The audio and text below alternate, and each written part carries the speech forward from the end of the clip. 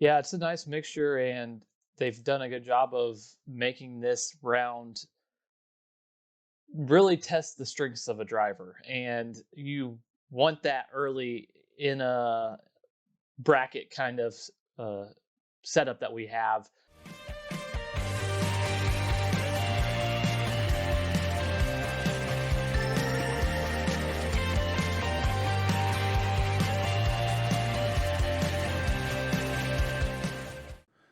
What's up, everybody? Welcome back to the DK Garage. I'm Jeremy. And I'm Joe. So, this is a little bit of a special episode. We're not going to focus as much on the previous race and this week. This week's race, we're going to cover a little bit more in our race day rundown, which thankfully we're going to be back in studio. That is the plan. But this one is going to be mostly dedicated to the playoffs and our projections, or our predictions of the playoffs. It's time. The regular season's over. We got 10 races to crown a champion, and I gotta say, filling out my bracket, I don't know about you, but I had some tough decisions to make. So I'm really interested to see which directions you went, and I'm excited to share my directions. But man, how have you been? It's been a little while since we've kind of been able to chat about NASCAR and all this other stuff. How's everything going on your end? Going all right. I'm excited to actually get back in studio to do the race day rundown. I know it's a fun element of our content, and I'm excited to be back in person and get to do that thing on this weekend. So it's going to be fun getting this weekend started, and Darlington's here to start the playoffs, and things are going to get exciting. I think we got a three race round. That first round, we're going to have choices to be made when filling out our brackets. I've already filled out one. I think we're going to get into it a little bit later Yeah. on. But yeah, man, Daytona was fun as well. We had all the action-packed super speedway excitement, and we didn't get that new winner that we were talking about. And Bubba Wallace was close. Chris Buescher was real close. There was a lot of excitement there towards the end that ultimately Ryan Blaney captured a third victory this year. So he's really made his mark in this final stretch headed into the playoffs. There's a lot to talk about, and some drivers don't make the cut out of this first round. So we'll get into that here shortly. But what was your take on Daytona? So you're right. Obviously, Blaney won. I got some, I think, interesting things to say about Blaney for the playoffs, but I'll hold those off for just a little bit. Overall, with this new package, I thought the race was solid. I think I might give it a 7 or 8 out of 10. It wasn't the best super speedway race I've ever seen, but it certainly, it was still exciting. It really sucked to see essentially Chase Elliott take out DiBenedetto and his chance for a win to make the playoffs. That kind of was tough. 3 laps to go, so it's like, these guys are doing everything they can.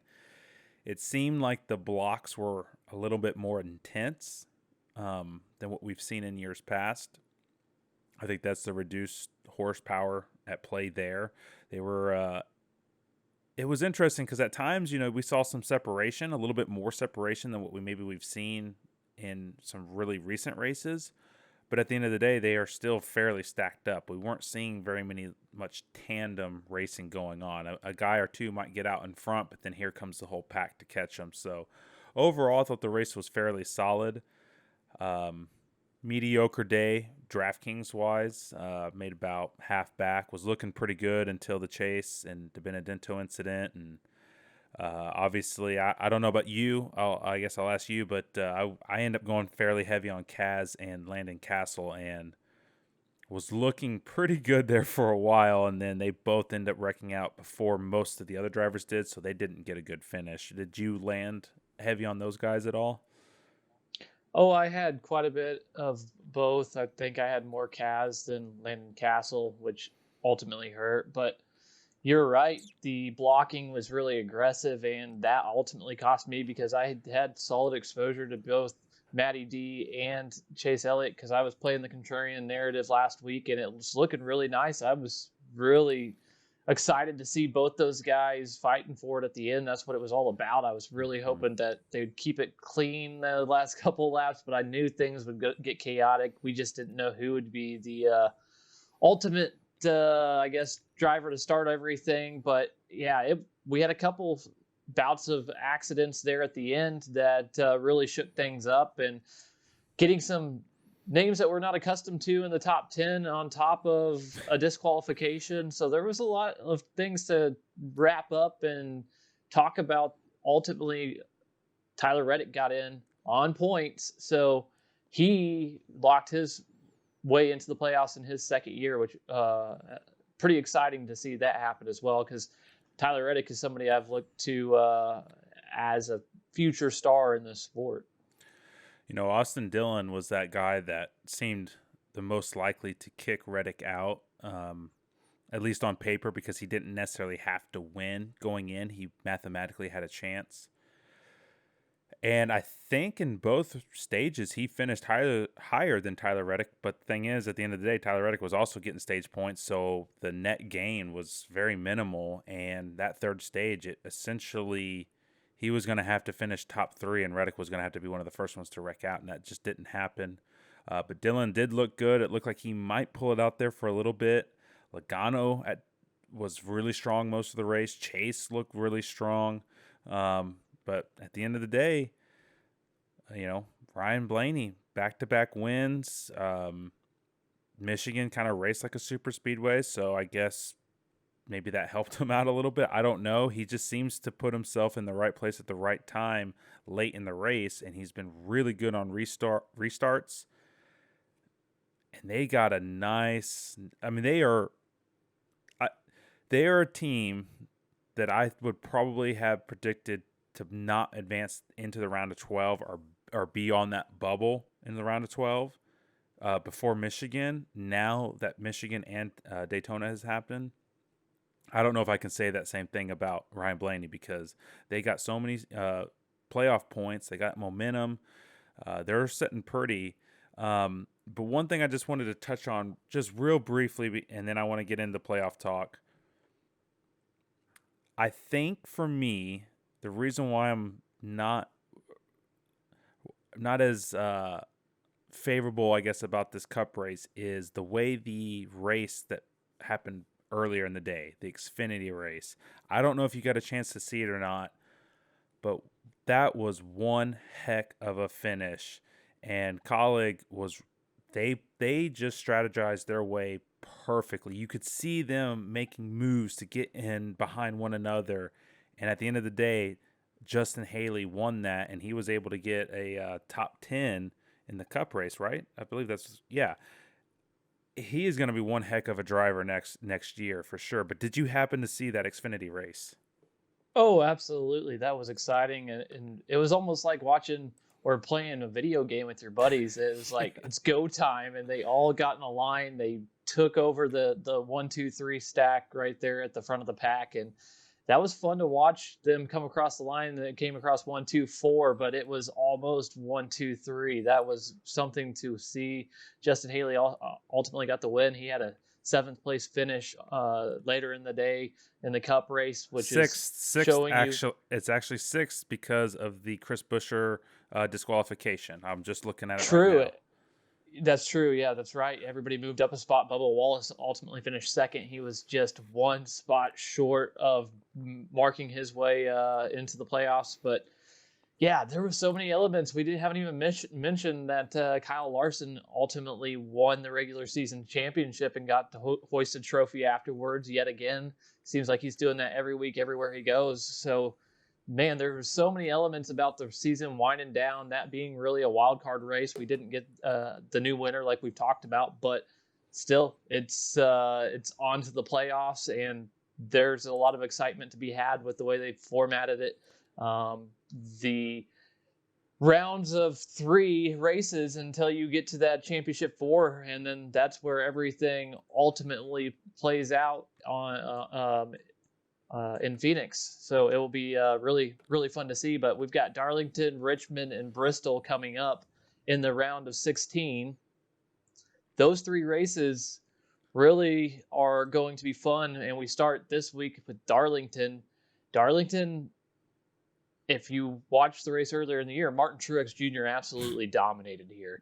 And he pretty much, in my opinion, is going to stamp his way. He's second behind Larson in the way that the points are now stacked, or I guess what Configured. they reconfigured it based on all the playoff points occurred throughout the season. So it's going to be fun. I'm excited to talk our way through this, and ultimately we get to decide who we think's the champion, and we'll see if we land on the same driver, if we've got other drivers that we are picking this time around.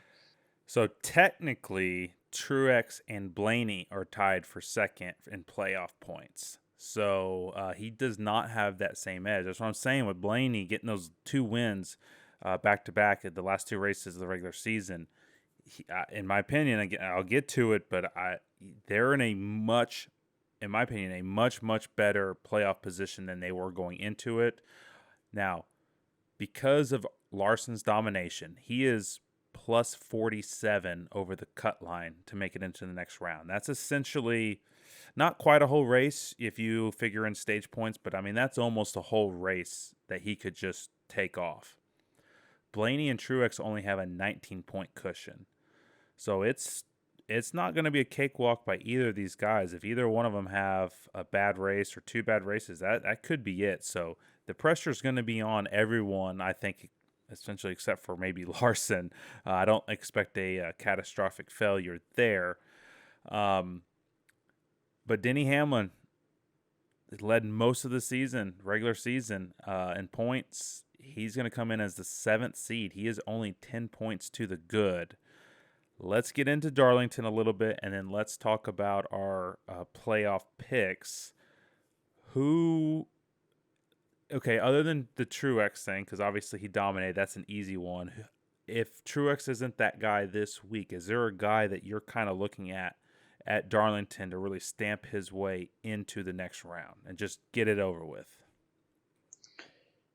It's going to be Kyle Larson, in my opinion, if it's not Martin Truex, but that's kind of boring. We could talk about Kyle Larson anytime, but I honestly think this is the race that Kevin Harvick has to really get something done. He's had great success here. He's got 2 wins out of the last 6 races and has an average finish of 3.2 in that same time span. He's somebody that has consistently performed here, but the way the points are restructured, he's down in 16th position, sitting there dead last in the playoffs right now, and they really haven't performed that strongly consistently throughout the season. So he's somebody that I'm looking at and trying to figure out how is he going to perform, because there's a couple of racetracks on this list or in this round that he's got a lot of great history with, but the performances this year have been really underwhelming in some of these situations, and he's going to need to be able to get every single thing he can to really make a mark. And I think this has to start in Darlington, or it could be an early exit for him and that team. You know, I'm kind of thinking about it. I think this may end up being a little bit reminiscent of last year, but with Kyle Busch. You know, Kyle Busch obviously gets multiple wins almost every year. Obviously one of the top drivers in the sport. He was in a big hole going into the playoffs, and he made it, I believe, past the first round, but he was just so far back with Talladega and the Roval. He couldn't make it the next round. I mean, he knew it. I think he even said it before he got there. He's like, cool, we're going to lose the next round. They just were off. Kevin Harvick has just been off this year. I think he's in trouble this first round.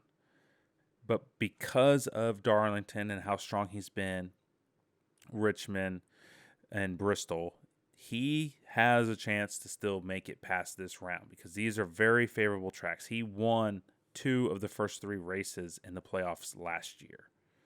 So this is set up for him to get deeper, but if he gets deeper, I think it's going to be very difficult for Kevin Harvick to get further in because of the points hole that he's going to be in. I completely get where you're coming from. I mean, he's got the stats to back it up at Darlington. There's a lot of good drivers on the board.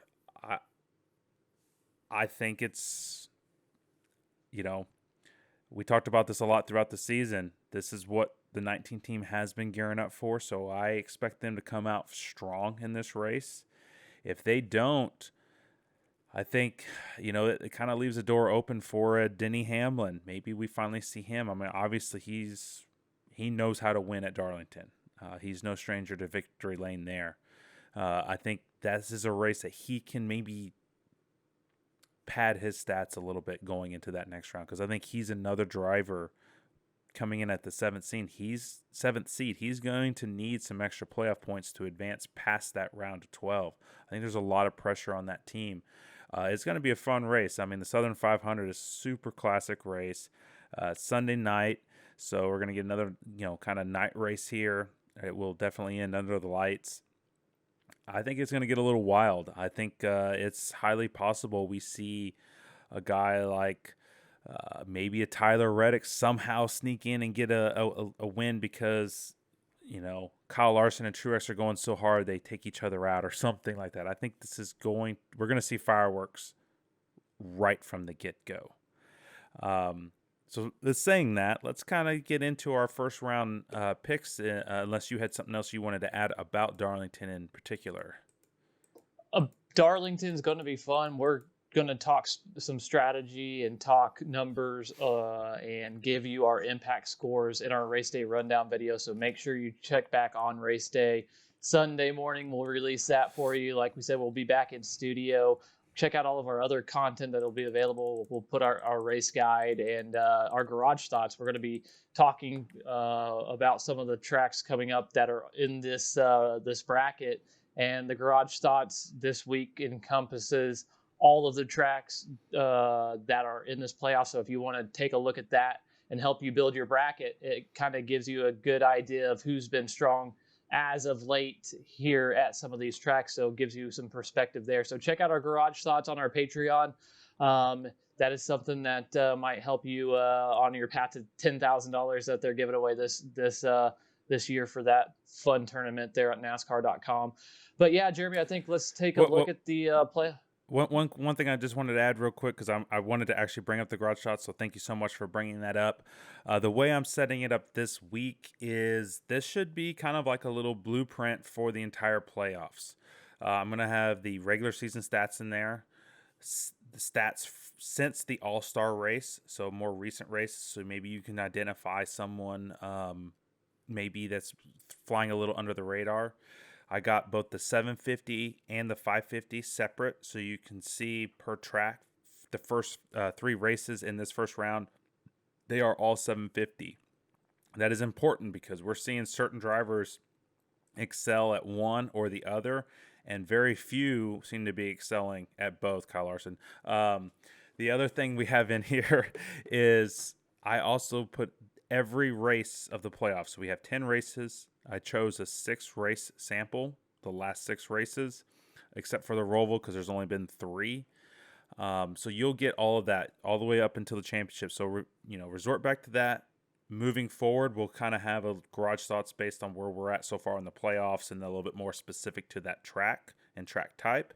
But make sure you check out this week's garage thoughts because this is going to be a nice little blueprint for the entire playoffs. So sorry to kind of cut you off there, but I just wanted to make that kind of clear what they're getting when they view it. So let's get into our picks. Yeah, no, it's going to be fun to see where we differ because we've got to make a cut of 4 drivers after Darlington, Richmond, and Bristol. So out of those 3 race stretch, who is one of the drivers you don't think makes the next round of 12, Jeremy?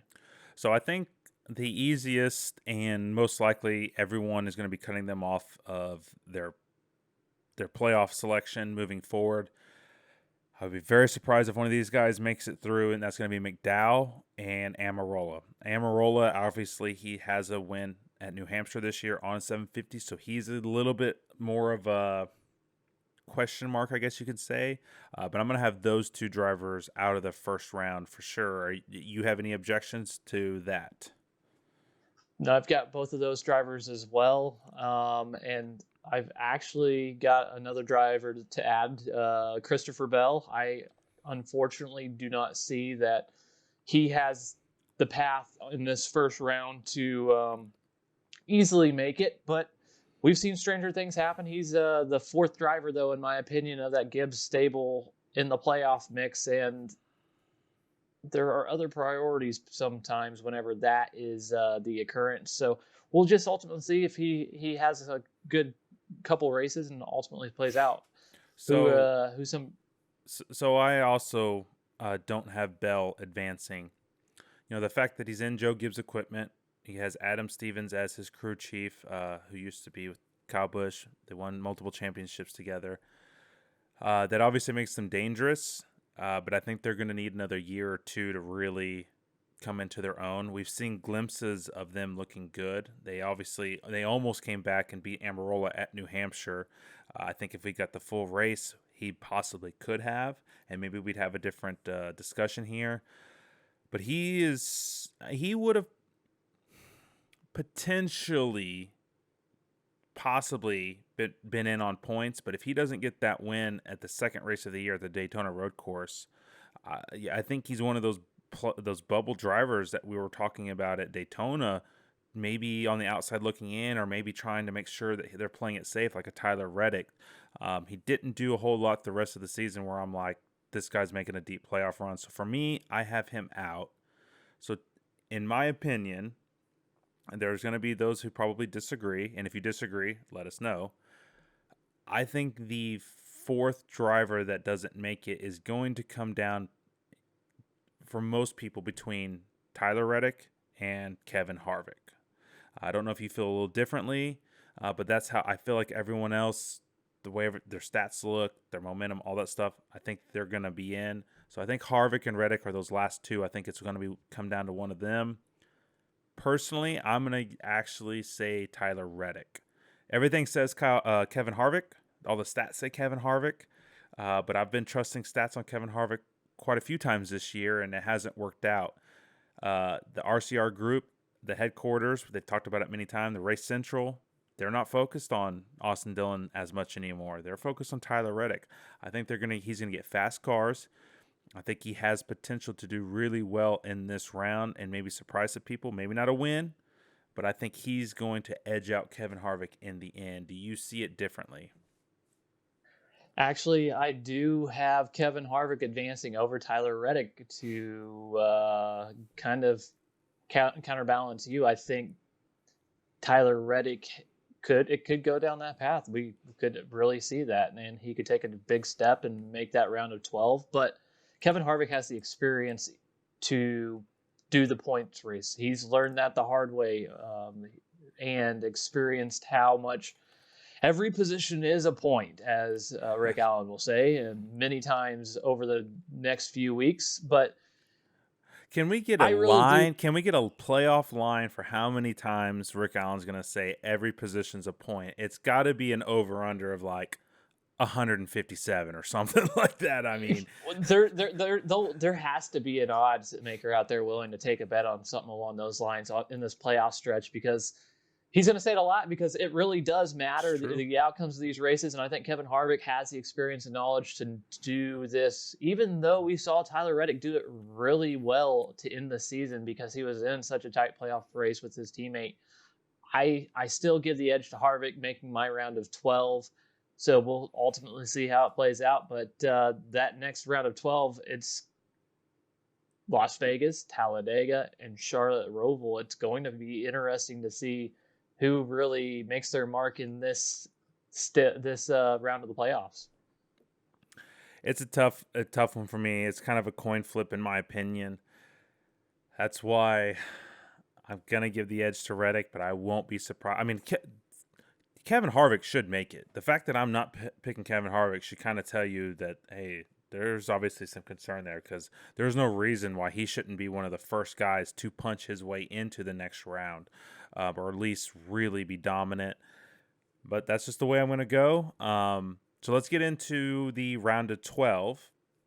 For this round, very different types of races. We have Mile and a half. We have a super speedway and we have a road course. So we're going to be at Vegas, Talladega. Always love Talladega, and the Charlotte Roval. This is going to be the most wild card round. I think this is the round that even if you're Kyle Larson, let me retrace it. Even if you're Kyle Larson, I think this is the round that you have to be the most concerned with. There's going to be a lot of pressure at Las Vegas from guys like Larson, Kyle Busch, Logano, Chase Elliott, some of these drivers who truly feel like they have the car to beat long term and be the champion. They got to get a win early because you don't want to go into Talladega trying to lock in and play the points battle. The only driver, maybe two drivers, I guess three, I'll be fair, three drivers might feel comfortable going in with their backs against the wall at the Roval. Obviously, Chase Elliott's won the last two. Martin Truex had almost won a few times. And then obviously Larson has really emerged as a strong road course driver. So those are maybe the three drivers who say, hey, if I'm in the corner at the Roval, I'm confident. Everyone else, they're terrified because I think it's going to, more than likely, it's going to be one of those three who takes that race. What are your thoughts about the round of 12 and the tracks that we're getting in this round? Yeah, it's a nice mixture, and they've done a good job of making this round really test the strengths of a driver. And you want that early in a bracket kind of setup that we have. And I think it lends to a handful of drivers' skills and some not so much. So I think the drivers that you just got done talking about, Kyle Busch, Kyle Larson, guys that we've seen be really consistent, Martin Truex, Chase Elliott, those guys, this kind of will maybe strengthen their grip on their final push towards a championship. So there are some drivers, though, where if things don't go right in this little stretch, that they could be in trouble. One of the drivers that comes to mind for me in this round, Brad Keselowski, if he doesn't get that win at Talladega, does he have enough, and have we seen enough this year to feel confident that he's going to be able to get the job done to make it to that round of 8? And there are a couple drivers, I think, that are looking to Talladega and a chaotic day at the Roval for their opportunity to pounce. And I don't see that some of these drivers are going to be in the right point situation at the right time to take full advantage of it. Now I gotta say, you're expecting Brad to potentially go out and win Talladega again. That would be his second Talladega win of the year, obviously.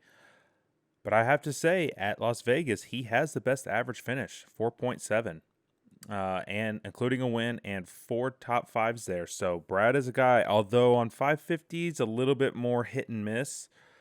So I wouldn't consider him my personal favorite or top 2 favorite or whatever. But I think he's someone that could come in and just get a win out of nowhere and comfortably lock himself into the next round. I do have Brad making it to the round of 8. A driver that I don't have making it to the next round is going to be Tyler Reddick. Personally, I think if he is able to get into the round of 12, unless some things really go his way at Talladega, or maybe he finally has that breakthrough race at the road course because he has seemed strong, I think they're just going to be a little bit too behind the 8 ball. So he's a driver that unfortunately, I'd have to eliminate from making the next round. Obviously, you didn't have Reddick. But your kind of pivot off that was Kevin Harvick. Do you think Kevin Harvick makes it out of this round? No, I don't. I just got done talking kind of about what that team, the inconsistencies. I don't think this 3-race stretch really even matches with what what they've got going on this year. So it's going to be difficult for me to really see that he makes it. So I've got him actually eliminated. You said you've got Brad Keselowski. I actually eliminated Brad Keselowski. I think if he doesn't get the job done, we've seen a lot more drivers be stronger this year in very similar races that compared to like Las Vegas. So I'm looking to see if he is able to really keep it together, because we've seen him whenever it comes to road courses not be able to keep it on the track that often, and if he's looking to that final race to stamp his way in, it's not going to be that easy. So him and Harvick, both very strong veteran candidates in years past, both don't make it this year in my book. So I have a how do I say this?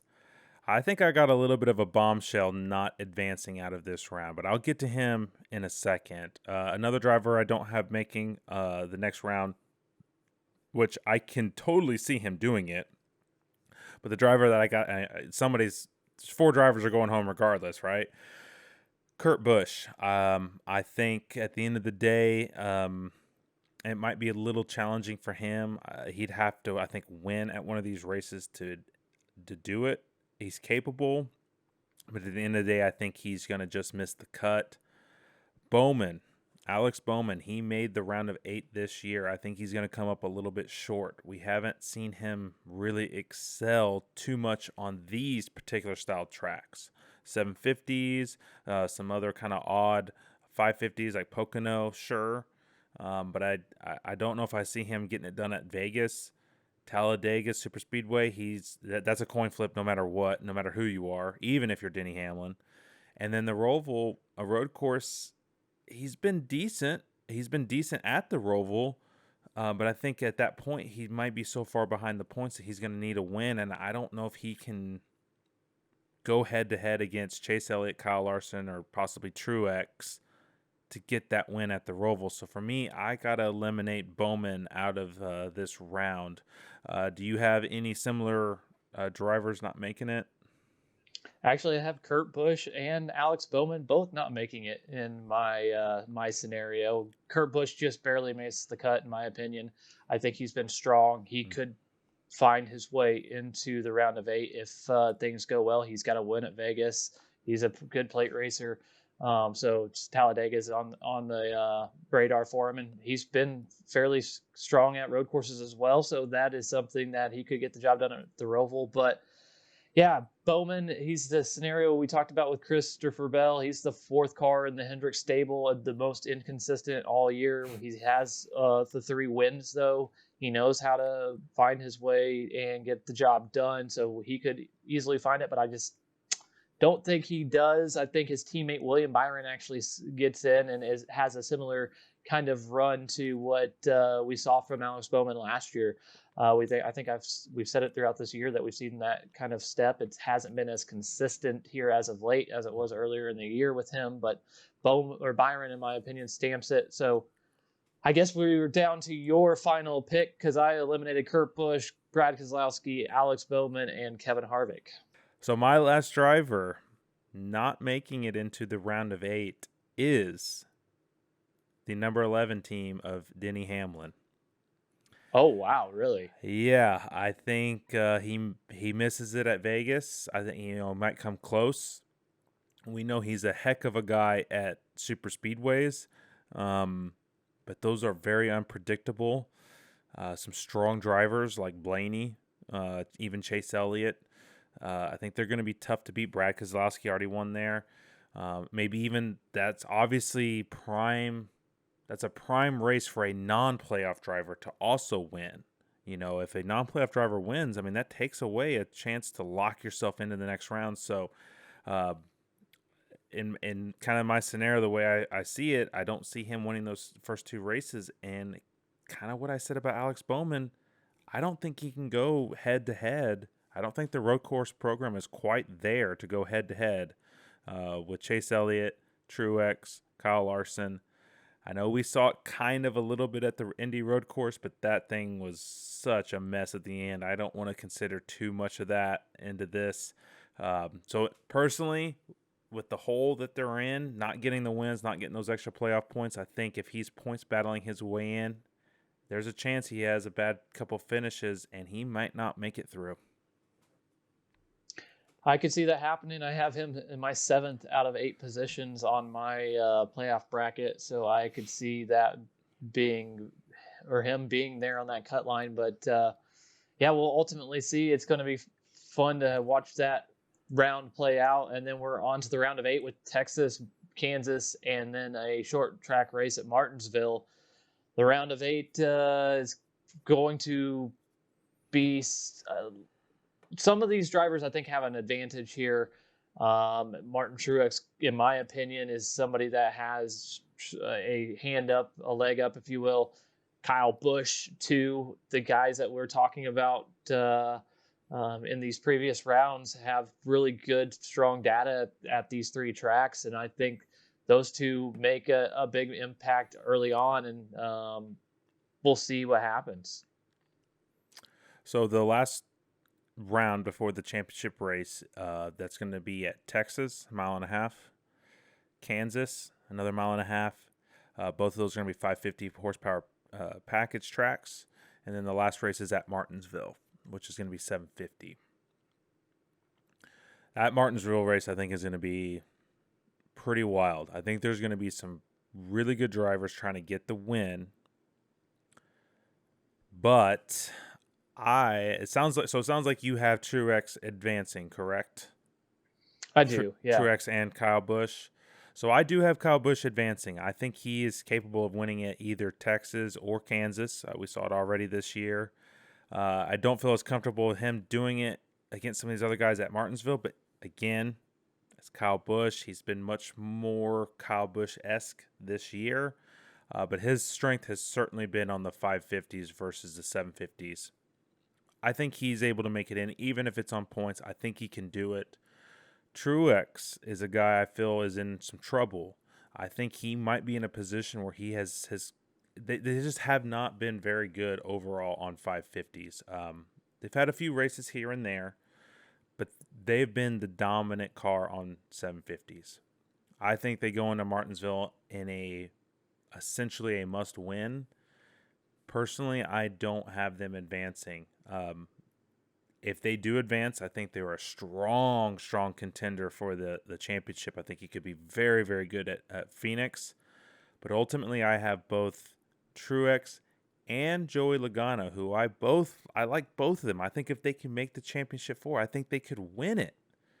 But I actually have to eliminate both of them from the playoffs in this round. Am I crazy? Man, I just see Martin Truex actually having enough strong races leading up to this round to not have a cushion, but I think Larson struggles enough where he has the ability to potentially take over that first spot. I still have him in second. I think he is going to have enough of a leg up potentially on some of these drivers come Martinsville if he doesn't have two, or if he has two mediocre races there before Martinsville, like Kansas and Texas, that, hey, if he comes out and has a second place finish at Martinsville, third place finish, he's all right. But Kyle Larson, in my opinion, we've talked about how he's could struggle and everything, but you taking out, man, it's just there's so many different elements when you're looking at the round of 4. I guess let me kind of, if anyone may be kind of confused on maybe why I'm eliminating those two drivers. And again, I mean, I don't know what's going to happen. I mean, it's NASCAR. I mean, it's crazy things happen. But Martin Truex in the 550 package, sorted by driver rating, is the 11th ranked driver amongst all the drivers this year. Joey Logano is 12th.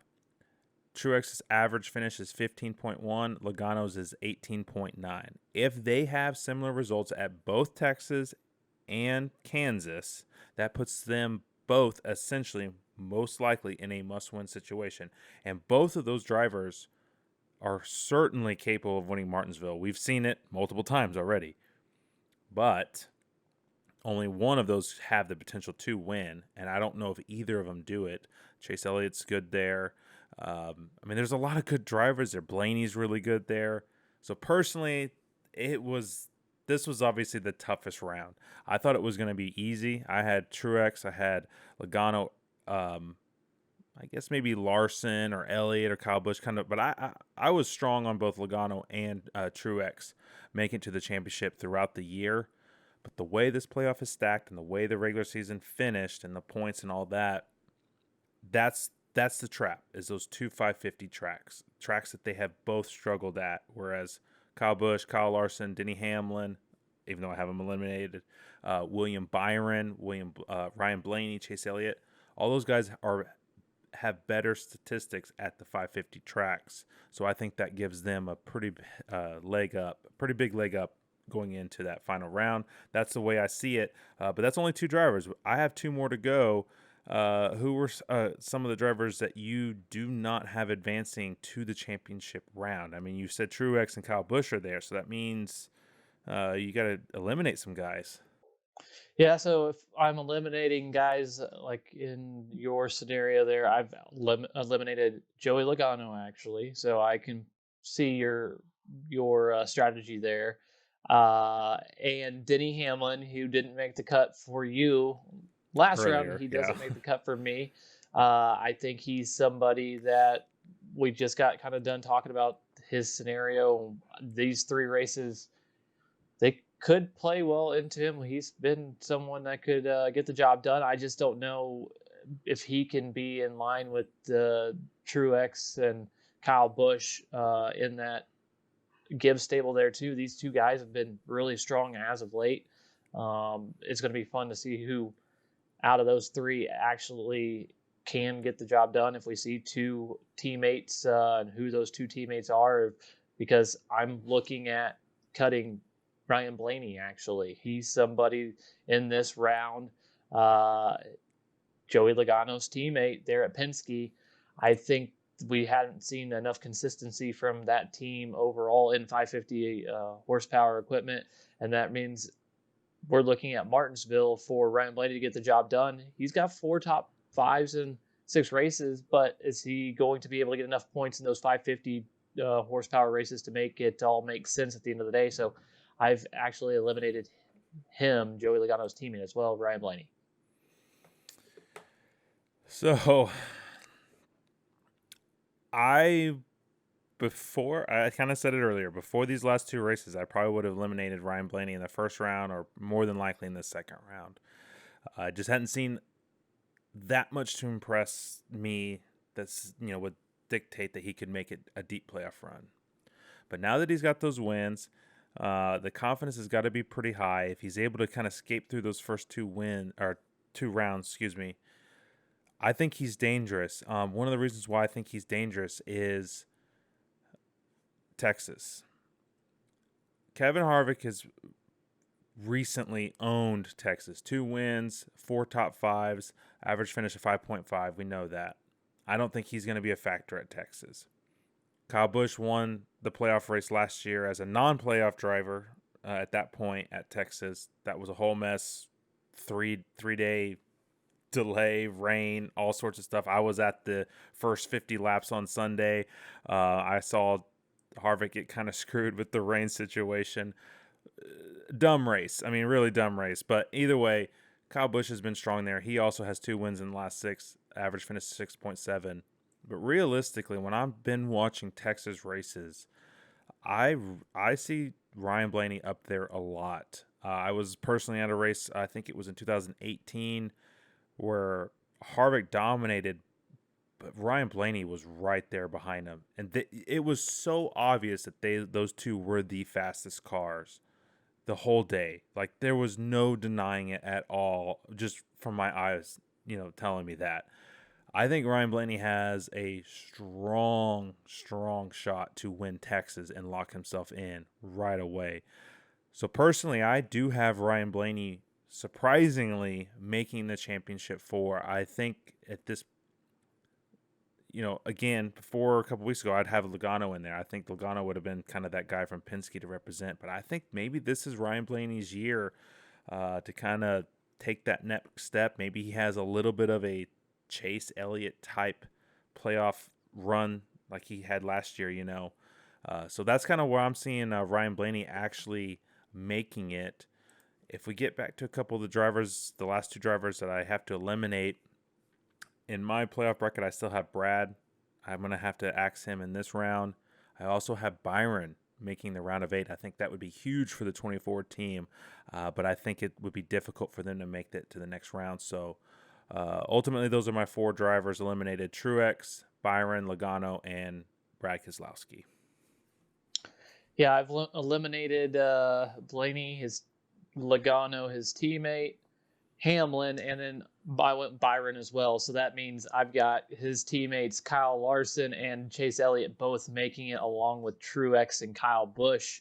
So I think Chase Elliott is going to be able to make his mark and have a strong performance at Texas, Kansas, and we've seen him win at Martinsville.